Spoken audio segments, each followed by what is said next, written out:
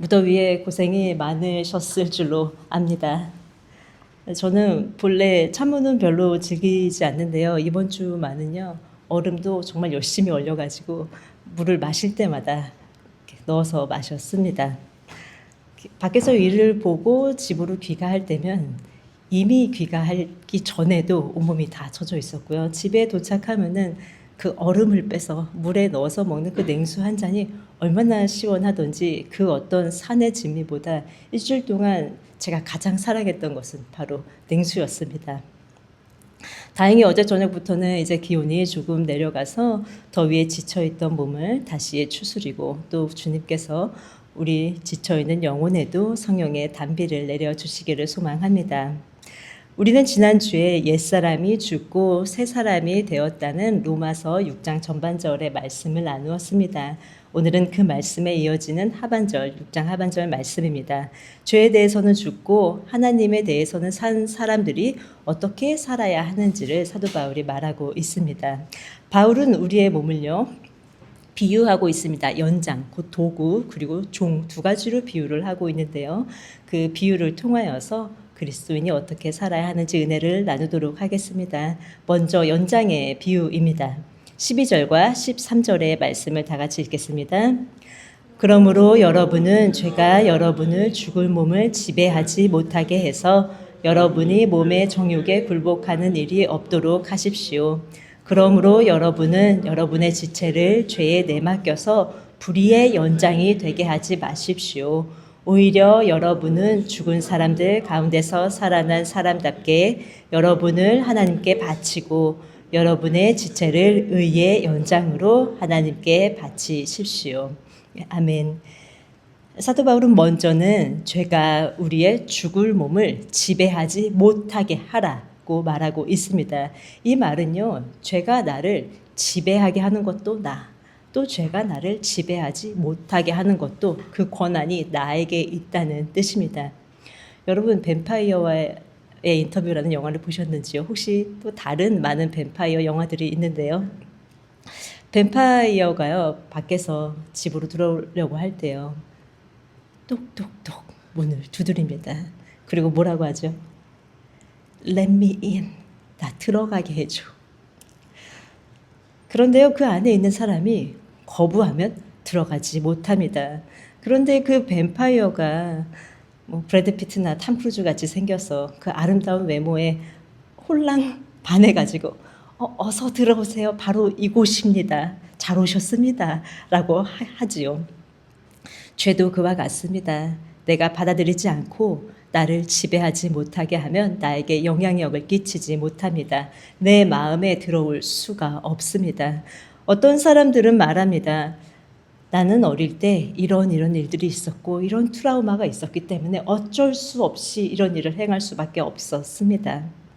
예를 들면 어린 시절에 부모님에게 너무 많이 학대를 당해서 어쩔 수 없이 나도 자녀를 학대하는 사람이 되었습니다. 그렇지만 어린 시절 부모님께 학대받은 모든 사람이 전부 성인이 된 다음에 자녀를 학대하는 부모가 되지는 않습니다. 내가 그런 아픔을 겪었으니 내 아이들만큼은 반드시 건강하게 자라게 해주겠다는 굳은 마음으로 그 어떤 부모보다도 훌륭한 부모가 되는 사람도 많이 있지요. 다만 그 어릴 때 받았던 분노와 배신감, 자기 혐오를 받아들였기 때문에 그 죄의 종이 되어버립니다. 그렇게 죄를 받아들이면 내 몸으로 불의를 이루게 됩니다. 부모가 자녀를 학대하는 불의, 강한 자가 약한 자를 억압하는 불의, 내 몸이 인간에 대한 악의 세력을 이루는 그 나라를 확장하는 불의의 도구가 되어버립니다. 여기에 연장이라고 번역된 헬라어 호플로는요, 우리가 보통 일반적으로 사용하는 도구나 장비를 뜻합니다. 특히 군사적으로는 병기, 무기를 말합니다. 무기는요, 그 영향력이나 파급력이 매우 크지요. 이 몸을요, 죄에 맡기면 불의의 무기가 되고 그 영향력만큼이나 불의한 일은 크고 빠르게 주변을 통해 퍼져 나갑니다. 반대로 우리의 몸을 의의 무기로 하나님께 드리면 하나님의 의, 하나님의 공의, 하나님의 인도하심과 보호하심을 이루는 선한 무기가 됩니다. 두 나라 사이에 전쟁이 벌어지면요, 거기에는 무조건 적군과 아군밖에 없습니다. 저는 이 나라에도 속하지 않았고 이 나라에도 속하지 않았어요. 그냥 중간에 있게 해주세요는 불가능합니다. 그것이 전쟁입니다. 싸우기 싫으면요, 상대국에 투항을 해야 하고 투항을 하면 포로가 되지요. 바울은 이처럼 우리 몸이 중간에 머물 수 없고 불의의 연장 혹은 의의 연장이라고 이야기를 합니다. 여기에서 너희 지체가 불의의 연장이나 의의 연장이 된다고 했는데요. 이 지체라고 번역된 멜로스는요, 본래는 어떤 뜻이냐면 우리의 몸을 이루고 있는 팔, 다리, 또 내장, 기관들 각각의 몸을 말합니다. 이 팔, 다리, 장기들이 다 합쳐져야 한 몸이 되지요. 곧 은유적인 의미로는 이 큰 사회를 구성하는 각 구성원, 개인을 말합니다. 그리고 사회를 구성하려면 각 사람의 여러 가지 재능들이 필요합니다. 정치를 잘하는 사람도 있어야 되고 음악을 잘하는 사람도 있어야 되고 여러 가지 사람들이 필요합니다. 그렇기 때문에 여기에서 말하는 지체는 재능, 능력들 뜻하기도 합니다. 이 지체를 죄에 맡긴다는 것은 내 재능과 능력을 악한 일에 사용한다는 뜻입니다.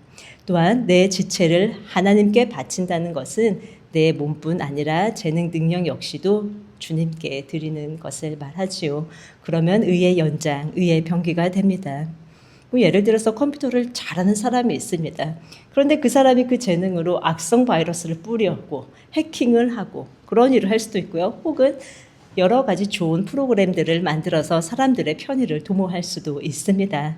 같은 재능으로도 불의의 병기가 될 수 있고 또 같은 재능으로 의의 병기가 될 수도 있습니다. 재능뿐 아니라 성품도 마찬가지입니다. 나의 능력을 직장 안에서 성실하게 사용하고 그 일을 함에 있어서 동료들과도 친절하고 온유한 태도로 하고 있다면 그 성품은 의의 연장이지만 같은 직장에서 같은 일을 해도 거만한 태도를 가지고 동료들끼리 불화하게 만든다면 성품은 불의한 연장으로 사용이 됩니다. 성품도 죄를 위한 불의의 병기가 될 수 있고 하나님의 의를 위한 의의 병기가 될 수 있습니다. 사실 이 모든 지체, 곧 몸, 재능, 능력, 이 모든 것이 주님께서 주신 것입니다. 저는 제가 노력을 정말 많이 해서 이룬 것인데요 라고 말할 수도 있지만요, 아무리 내가 노력을 많이 했다 하더라도요, 그 재능을 기를 수 있도록 환경과 조건을 허락해 주신 분이 우리 주님이십니다. 또한 그 재능을 갈고 닦을 수 있도록 시간과 건강을 주신 분도 우리 주님이십니다. 우리 주님께서 우리에게 몸을 주시고 또 재능을 주실 때는 우리에게 기대하시는 것이 있으실 텐데요. 만약에 우리가 주님께서 주신 것을 가지고 불의의 연장으로 내어준다면 우리 주님께서 얼마나 슬프실까요?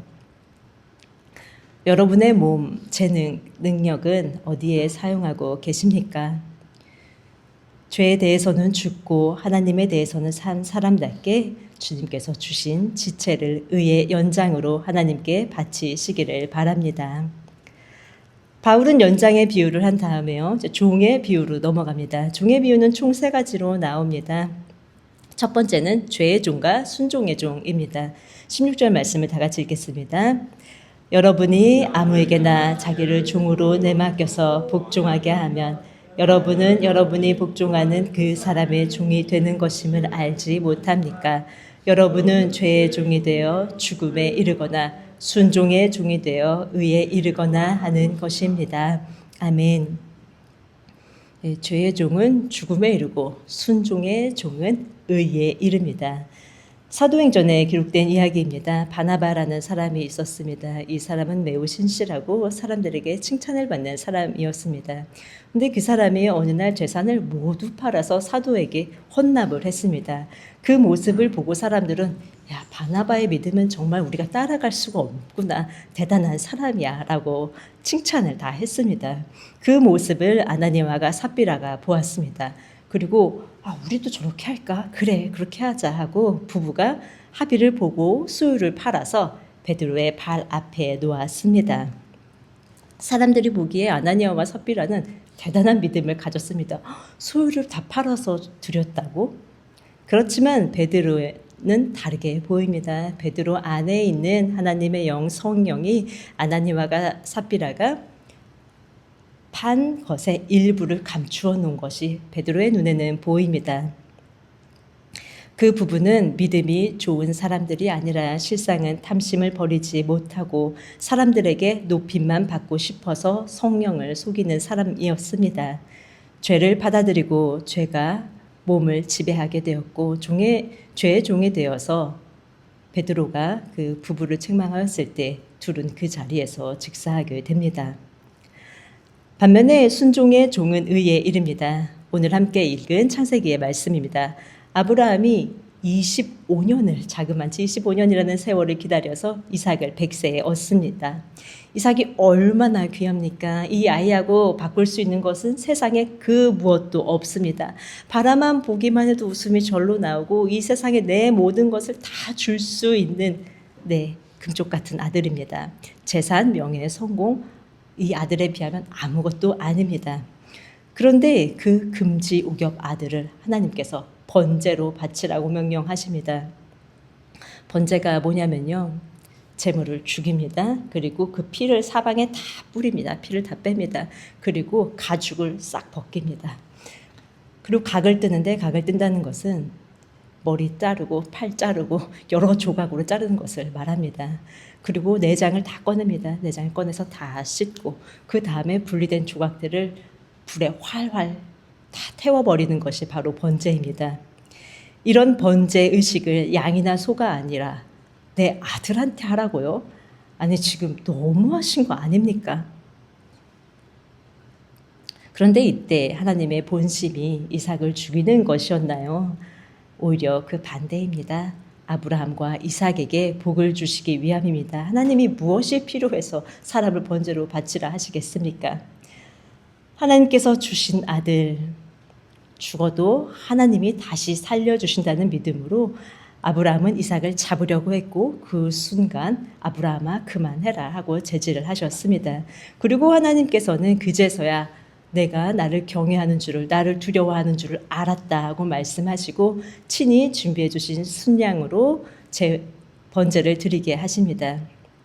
하나님께서 이렇게 하신 이유는 하나님을 향한 아브라함의 순종을 보시기 위함입니다. 그리고 그 순종이 드러났을 때 아브라함은 큰 축복의 약속을 받게 됩니다. 그 약속은요, 아브라함뿐만 아니라 그 자손에게까지도 약속이 됩니다.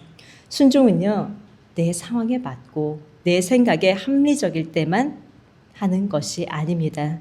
차라리 내 목숨을 달라고 하시지 어떻게 이런 불합리한, 어떻게 하나밖에 없는 이것을 달라고 하시나요?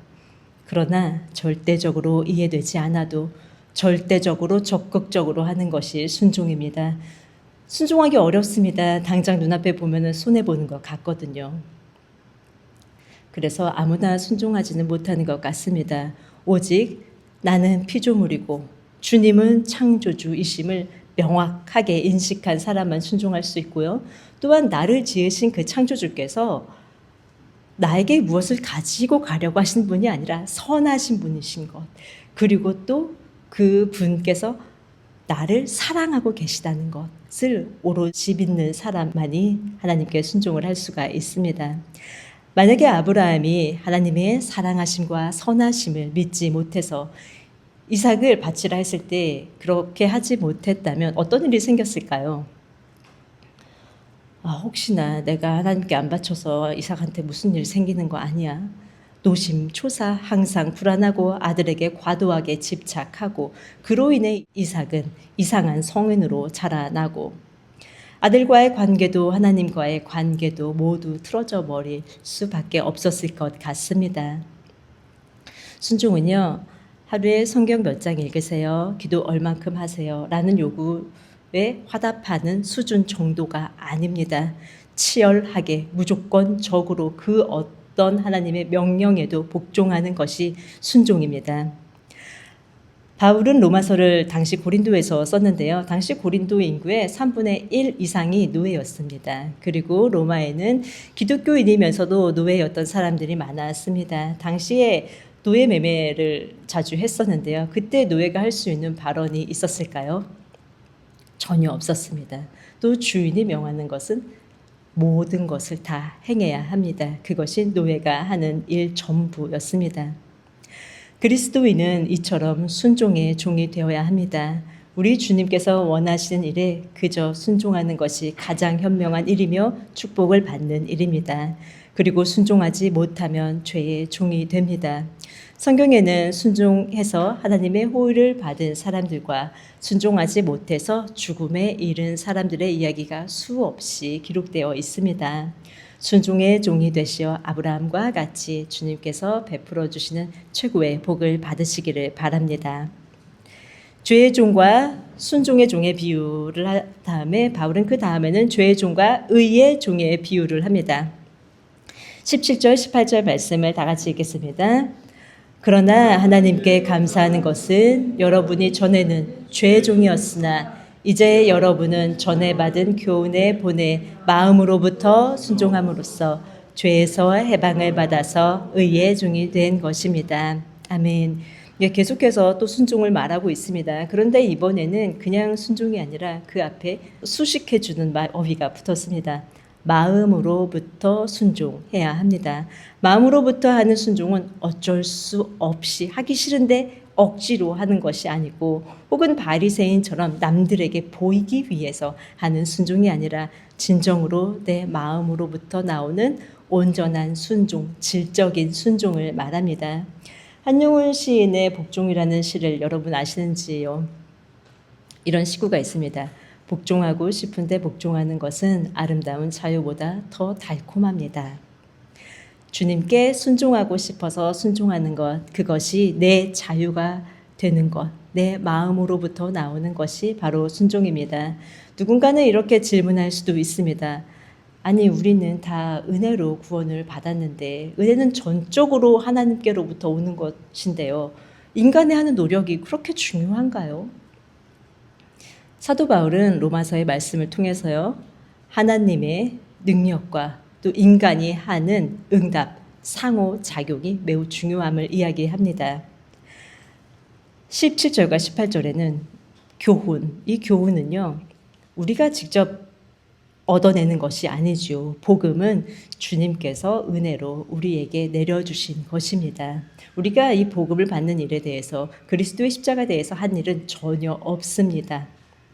다만 그 다음에 우리가 해야 되는 일, 순종은 복음에 응답해야 하는 영역입니다. 내가 해야 합니다. 내가 하는 순종에 따라서 아나니아와 삽비라가 될 수도 있고 아브라함이 될 수도 있습니다.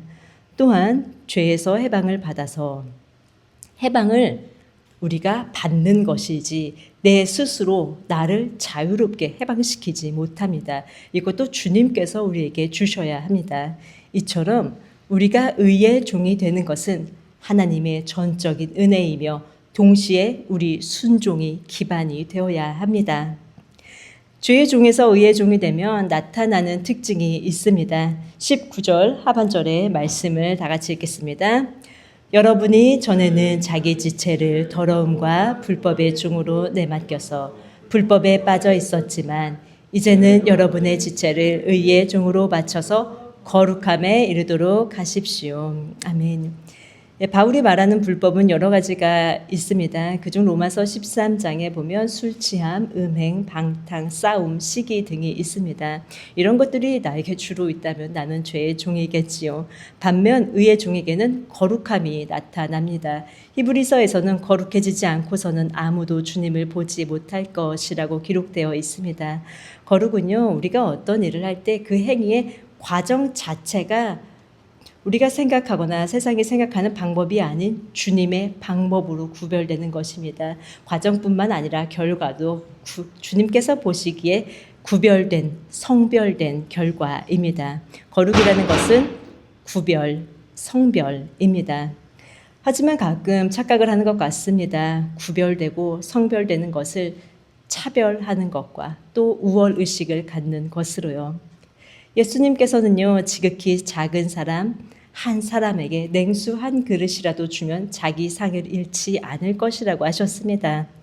거룩은요, 다르다고 또 내가 보기에 좀 이상하다고 담을 쌓는 것이 아니라 오히려 나를 개방하는 것이고요. 나 스스로는 죄에 물들지 않게 지켜내면서도 이웃을 향해서는 여전히 열린 마음을 갖는 것이 거룩입니다. 이런 거룩을 이루어가는 의의 종이 됩시다. 마지막으로 바울은 죄의 종과 하나님의 종에 대해서 이야기합니다. 20절부터 22절을 읽겠습니다. 여러분이 죄의 종일 때에는 의에 얽매이지 않았습니다. 여러분은 그때에 무슨 열매를 거두었습니까? 이제 와서 여러분이 그러한 생활을 부끄러워하지만은 그러한 생활의 마지막은 죽음입니다. 여러분은 죄에서 해방을 받고 하나님의 종이 되어서 거룩함에 이르는 삶의 열매를 맺고 있습니다. 그 마지막은 영원한 생명입니다. 아멘. 죄의 종이 거두는 열매와 하나님의 종이 거두는 열매는 다릅니다. 말씀을 보면요. 죄의 종이 거두는 열매는 부끄러운 것들입니다. 당시 로마 사회는 도덕적으로 성적으로 매우 타락해 있었습니다. 그리고 기독교로 개종하는 사람들은 기독교인들의 높은 도덕적인 기준에 매료된 사람들이 많았습니다. 그렇기에 개종 전에 죄의 종일 때에는 부끄러운 일들을 많이 행했고 더 나아가서는 그런 일들을 자랑으로 여기기도 했습니다. 그러나 복음을 받아들인 이후에는 그것들이 더 이상 자랑이 되지 못합니다. 오히려 부끄럽게 여깁니다. 반대로 하나님의 종이 된 사람들이 맺는 열매는 거룩함입니다. 사랑과 기쁨과 화평과 친절과 같은 열매들이 삶에서 계속해서 맺어집니다. 여기에서 바울은요. 삶의 열매라고 했고요. 삶의 새싹이라고 하지 않았습니다. 새싹은요. 더 자라야 하고요. 또 자라는 중에 병충해를 입을 수도 있고 가뭄이 들면 시들 수도 있습니다. 새싹은 가능성 있는 과정이지만 결과는 아닙니다. 그렇지만 열매는 식물이 건강하게 충분히 자란 후에 맺어지는 최종적인 결과, 눈에 보여지는 결과입니다. 콩 심은 데 콩 나고 팥 심은 데 팥 나는 것처럼 어느 사람의 삶의 열매를 보면 그 사람이 평소에 심은 인격의 씨앗, 신앙의 씨앗이 어떤 것인지 알 수가 있습니다. 죄의 종은 부끄러운 열매를 맺고 하나님의 종은 거룩함에 이르는 삶의 열매를 맺습니다. 이 열매는 삶의 열매라는 것은 교회에서만 맺는 것이 아니라 계속해서 우리의 삶 가운데서 계속해서 지속적으로 맺어집니다. 여러분의 삶에는 어떤 열매가 맺어지고 있나요? 누가 알면 부끄러운 열매인가요? 아니면 사랑과 기쁨과 화평과 친절의 열매인가요? 사도 바울은 하나님의 종이 아니면 죄의 종이라고 명확하게 밝힙니다. 하나님의 종이면서 동시에 죄의 종일 수는 없습니다. 이 세상에 죄가 들어오게 한 아담 안에 있던가 아니면 이 세상에 생명을 주신 그리스도 안에 있던가 둘 중 하나입니다. 매일의 삶에서 우리는 계속해서 이런 선택에 놓여집니다. 그리고 그 선택에는 책임이 따릅니다. 부디 하나님의 종이 되시어서 거룩함에 이르는 삶의 열매를 맺으시기를 바랍니다. 죄의 종과 하나님의 종은 지금 현재에 맺는 열매의 차이가 있습니다. 그리고요, 미래에는 결정적 차이가 납니다.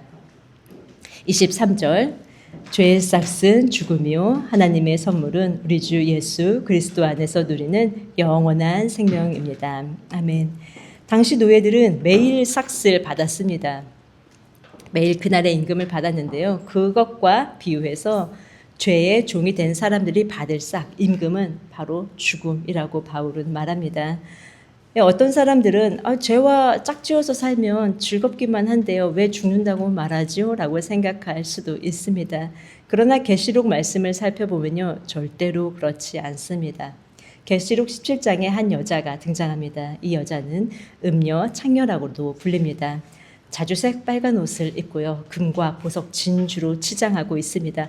금잔을 들고 있고 이 안에는 가증한 것과 더러운 것이 가득합니다. 짐승을 타고서요. 그 짐승을 타고 다니며 온 세상에 여왕 행세를 합니다.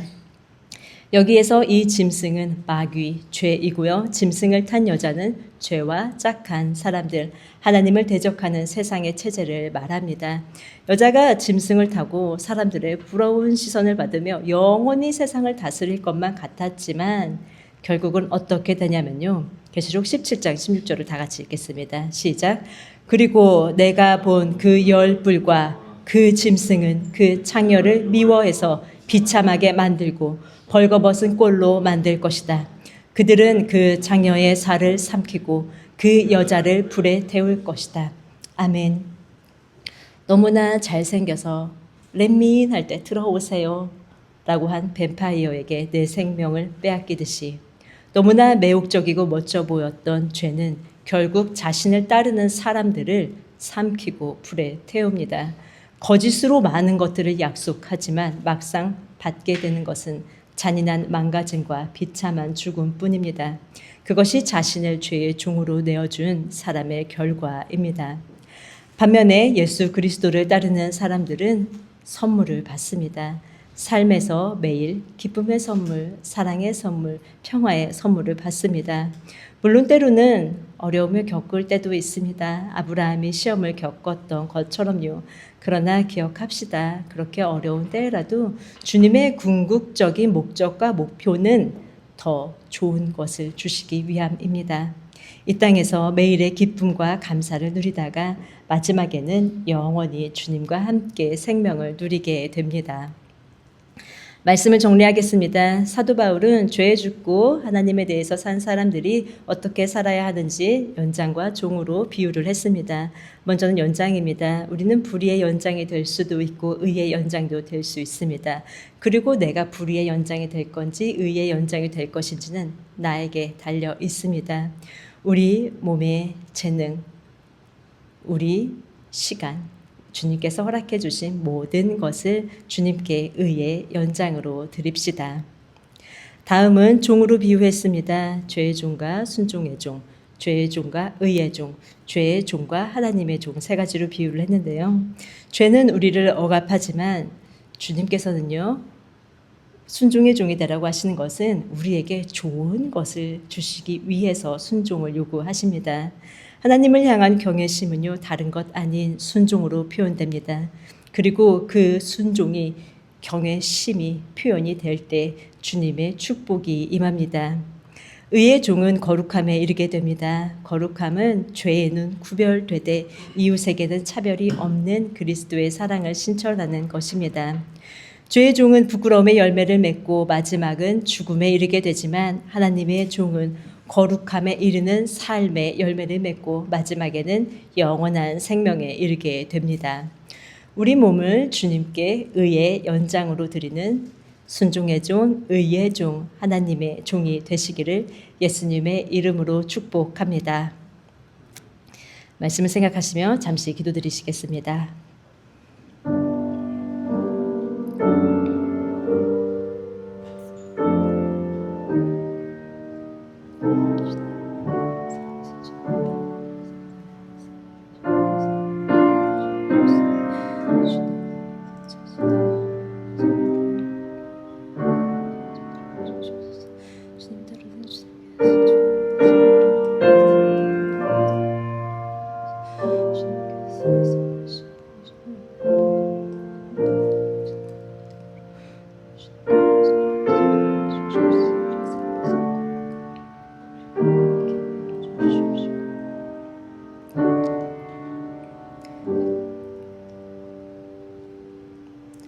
주님 감사합니다.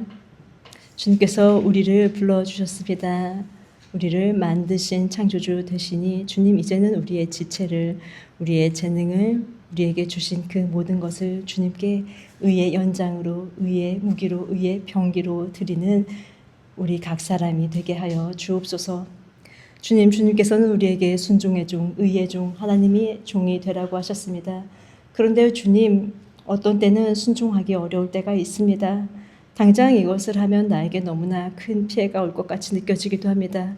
그럴 때마다 주님, 우리의 약함을, 우리의 약한 생각을 긍휼히 여겨 주셔서 참으로 주님은 선하시며 우리를 사랑하시며 우리에게 더 좋은 것을 주시기만을 원하신다는 것을 우리가 기억할 수 있도록 우리를 사랑으로 인도하여 주옵소서. 주님께 순종함으로 주님을 경외함을 보여드리고 주님께서 주시는 온전한 축복을 누리는 주님의 종이 되게 하여 주옵소서. 주님의 종이 됨으로써 주님 거룩함에 이르게 하여 주옵소서. 주님이 거룩이라는 이름으로 기독교인이 행하지 못할 주님 차별이나 나의 우월성을 증명하는 것이 아니라 참으로 죄로부터는 나를 지켜내되 이웃에게 마음을 여는 예수님을 닮은 그리스도인이 되게 하여 주옵소서. 하나님의 종이 되어서 매일의 선물, 평화의 선물, 기쁨의 선물, 사랑의 선물을 받다가 주님께서 다시 오실 때에 주님과 영원한 생명을 누리게 되는 날을 소망합니다. 감사를 드리며 예수님 이름으로 기도드렸습니다. 아멘.